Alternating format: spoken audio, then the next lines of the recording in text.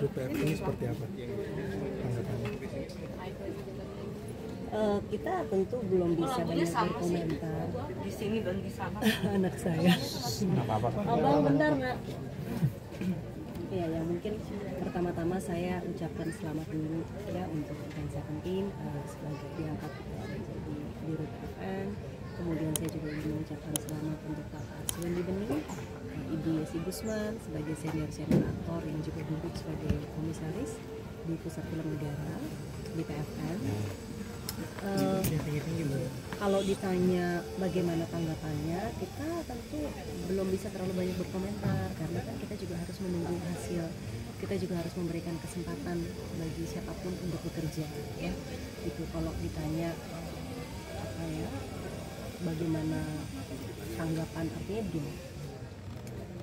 Tentu pasti kita tahu banyak orang yang memiliki kapabilitas dan kompeten gitu ya di bidang perfilman, tetapi bukan berarti orang yang bukan berasal dari industri film pun tidak bisa mengelola PFN gitu, karena bisa jadi orang yang berlatar belakang berbeda tetapi punya pengalaman yang baik, punya komitmen, punya kecintaan, bisa jadi dia bisa memberikan solusi-solusi yang juga visioner gitu, yang out of the box.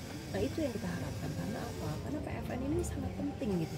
PFN ini punya peran yang sangat strategis dan krusial di dalam ekosistem perfilman nasional.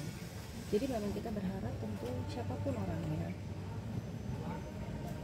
dia punya komitmen penuh, bersungguh-sungguh, cepat beradaptasi dengan pelaku dan juga segala tantangan yang ada di dalam industri film nasional ya. Film nasional ini pertumbuhannya sangat baik, bahkan kita setelah artinya pasca pandemi ya, di tengah waktu pandemi itu kan film itu terdampak, adalah salah satu sektor industri yang terdampak paling besar karena dari hulu ke hilir gitu, karena film itu kan nggak bisa dikerjakan sendiri, kerja kolektif. Jadi syutingnya tidak bisa, bioskopnya juga ditutup, tapi resiliensi dari pekerja film itu luar biasa. Yang kita takutkan film mati gitu ya, industri waktu itu kan bioskop hampir tutup. Kita menghadap kepada Bapak Presiden, kita meminta gitu ya, membangun bioskop dibuka, kita minta ada dana pen segala macam untuk bangkit perfilman dan maksudnya walaupun mungkin semuanya tidak berjalan sempurna gitu, tapi alhamdulillah kita lihat faktanya dari penonton film Indonesia meraih jumlah penonton yang tidak pernah diraih jumlahnya saat sebelum pandemi. Jadi kita bisa melihat resiliensi dari pekerja film gitu ya, artinya with or without anything they will survive gitu ya.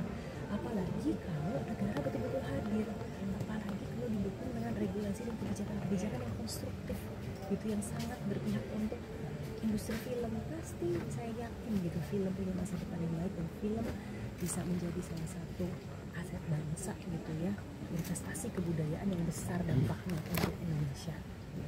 Jadi kita nggak bisa menganggap sebelah mata film ini sepenting ibaratnya olahraga dan lain sebagainya. Film ini sangat pentingnya gitu, bisa membawa nama bangsa di kancah internasional. Tinggal bagaimana kita mau nggak gitu, kita mau nggak bersama-sama bergandengan tangan, berkolaborasi untuk bisa mencapai itu.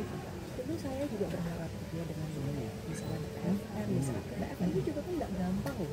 Artinya mereka juga, PFN ini kan bagian dari BUMN, badan usaha milik negara yang juga butuh suntikan dana yang cukup untuk bisa berkembang ya gitu. Dan aset-aset PFN ini banyak, cukup besar gitu. Saya pernah melihat, saya beberapa kali kunjung ke sana, beberapa kali kita melakukan kolaborasi. Saya juga pernah sharing my idea tentang film di sana. Saya pernah sharing ide saya mengenai bioskop rakyat di PFN gitu ya, di pengurusan sebelumnya.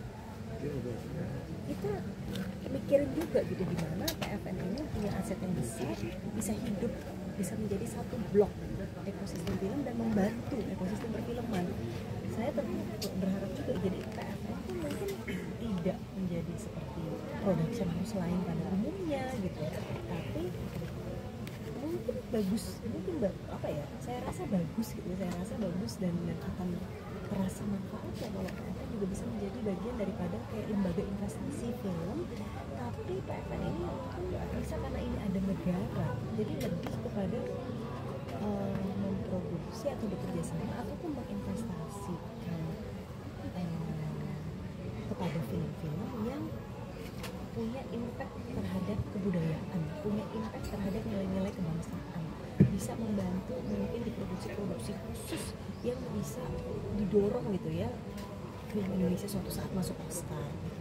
Yang itu, jadi bukan memproduksi film-film yang pada umumnya semua pihak memproduksi horor ya, tidak perlu PFN untuk produksi horor karena semua PH udah produksi gitu.